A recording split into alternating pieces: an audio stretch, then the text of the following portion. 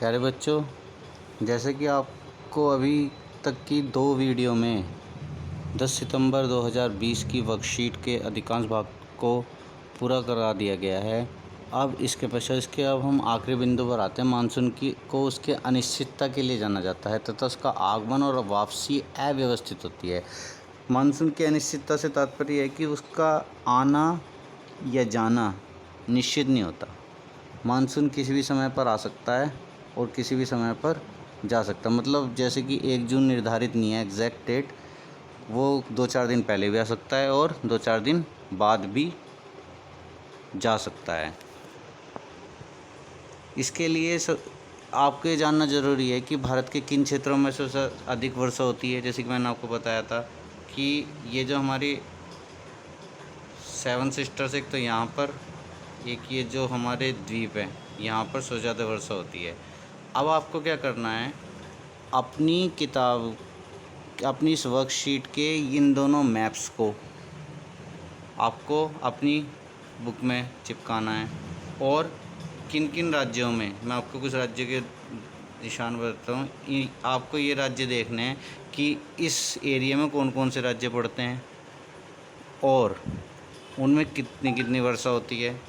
0 से 20 centimetre, 40 centimetre, 60 से 100, 100 से 200, 200 से 400। ठीक है, ये कार्य आपको अपनी बुक में करना है। अब हम आते हैं आपकी वर्कशीट के प्रश्नों पर।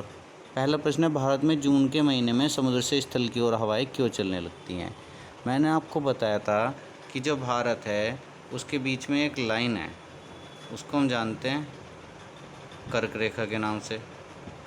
ठीक है, अब जो सूर्य की किरणें कर्क रेखा पर सीधी पड़ेंगी तो क्या होगा, यहाँ का टेम्परेचर प्लस हो जाएगा और वायुदाब क्या हो जाएगा, माइनस हो जाएगा।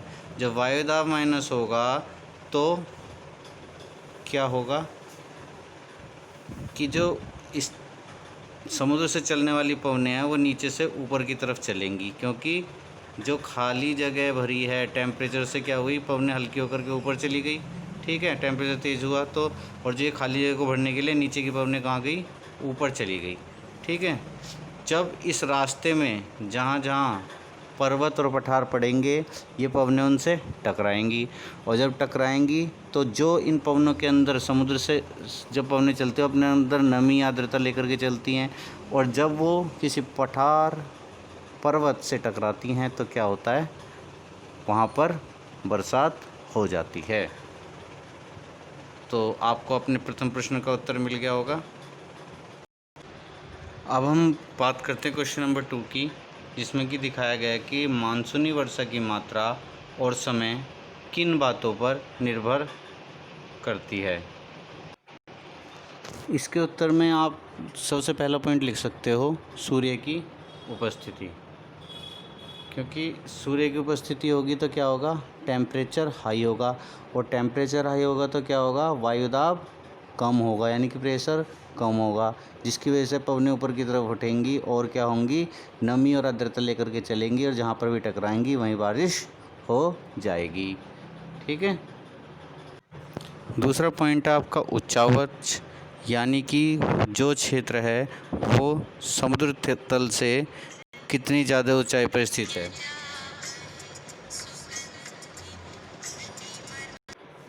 एक पॉइंट है कि वहाँ पर पर्वत और पठार की उपलब्धता कितनी है।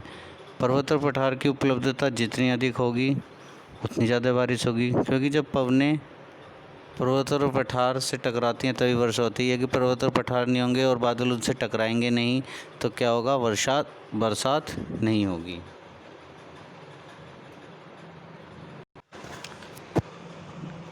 यहाँ पर मैं आपको एक बात बताना चाहता हूँ कि आपने देखा होगा पूरे भारत में वर्षा होती रहती है, लेकिन फिर भी भारत में एक राज्य ऐसा है जहाँ पर बारिश होती ही नहीं है।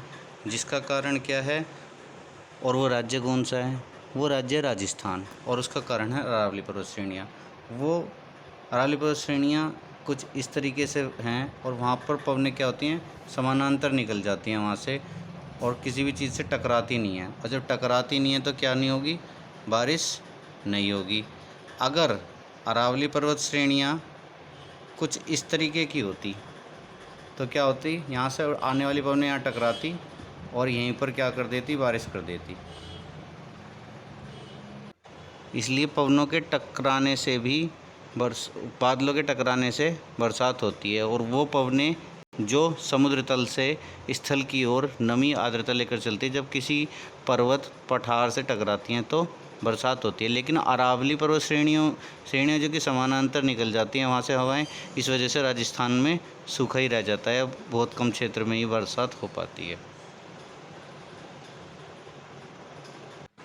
अगला पॉइंट, निम्न दाब क्षेत्र का होना। निम्न दाब क्षेत्र का अगर होगा और सूर्य की उपस्थिति होगी तो निम्न दाब क्षेत्र अपना भी बन जाएगा, क्योंकि टेम्परेचर हाई होगा तो प्रेशर कम हो जाएगा, निम्न दाब क्षेत्र बन जाएगा। और एक मुख्य चीज़ है, जो पवनें हैं ना, उनका समुद्र से स्थल की ओर चलेंगी तभी बारिश होगी। ये भी मेन पॉइंट है आपके लिए,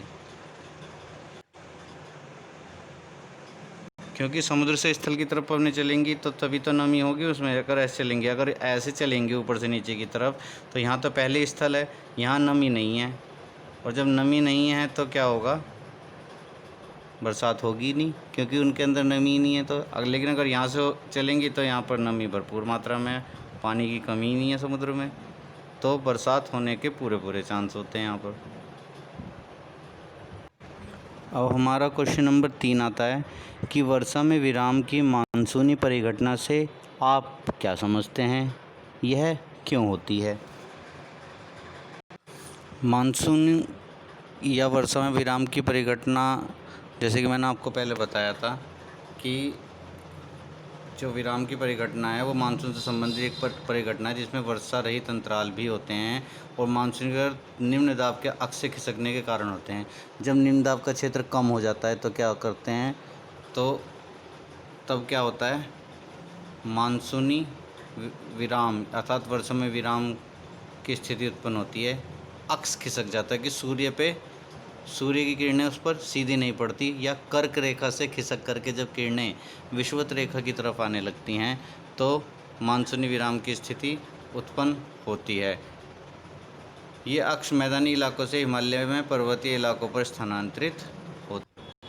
जो सूर्य की किरणें कर्क रेखा से विषुवत रेखा की तरफ आएंगी तो इसका मतलब क्या हुआ, वो पवनें भी क्या होंगी, आपकी स्थल से समुद्र की तरफ आएंगी, ना कि समुद्र से स्थल की तरफ जाएंगी। जब स्थल से समुद्र की तरफ पवनें आएंगी तो फिर बरसात होगी ही नहीं, क्योंकि उनमें नमी ही नहीं होगी, या होगी भी तो बहुत कम होगी। अब बात करते हैं हम प्रश्न 4 की। अब आपको इस प्रश्न 4 में कहा गया है कि मानचित्र की सहायता से निम्न प्रश्नों के उत्तर लिखिए। 2 सबसे अधिक और 2 सबसे कम वर्षा वाले राज्यों के नाम लिखने हैं। जो सबसे ज़्यादा वर्षा वाले राज्य हैं उनमें आप एक तो खुद ही बता सकते हो, जो कि विश्व में भी सबसे अधिक है, मेघालय राज्य है, और उसके अंदर मासिनराम जगह का नाम है। मासिनराम राज्य का नाम नहीं है, इस बात का ध्यान रखना। अगर राज्य पूछें तो आपको राज्य का नाम बताना है, राज्य है मेघालय। दूसरा कौन सा बता सकते हो आप, मैंने जैसे कि आपको बताया था कि जून के महीने में यहाँ से शुरू होता है दक्षिण, पहली वीडियो में जो कि पार्ट 1 की वीडियो थी। तो सबसे पहले केरल में बारिश होती है। तो दूसरा क्या राज्य हो सकता है, केरल हो सकता है, तमिलनाडु हो सकता है, मुंबई हो सकता है, यानी कि महाराष्ट्र हो सकता है। तो इन राज्यों के नाम दे सकते हो आप इस प्रश्न के उत्तर में, ठीक है। और 2 सबसे कम वर्षा वाले राज्य तो या स्थान, तो उसमें आप लिख सकते हो, आप एक तो राजस्थान लिख दोगे और दूसरा लेह है। जो लेह है वहाँ पर भी सबसे कम वर्षा होती है। जो लेह है वो शीत मरुस्थल है, यानी कि ठंड तो वहाँ बहुत कम होती है लेकिन वर्षा बहुत कम होती है। जो लेह है वो शीत मरुस्थल है।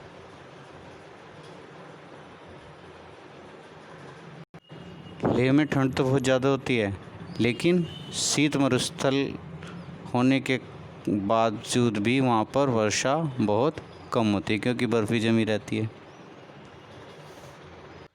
क्वेश्चन नंबर 4 के दूसरे पार्ट की बात करते हैं। तो दिल्ली, मुंबई, कलकत्ता और चेन्नई में मानसून पहुँचने की संभावित तिथि क्या होती है।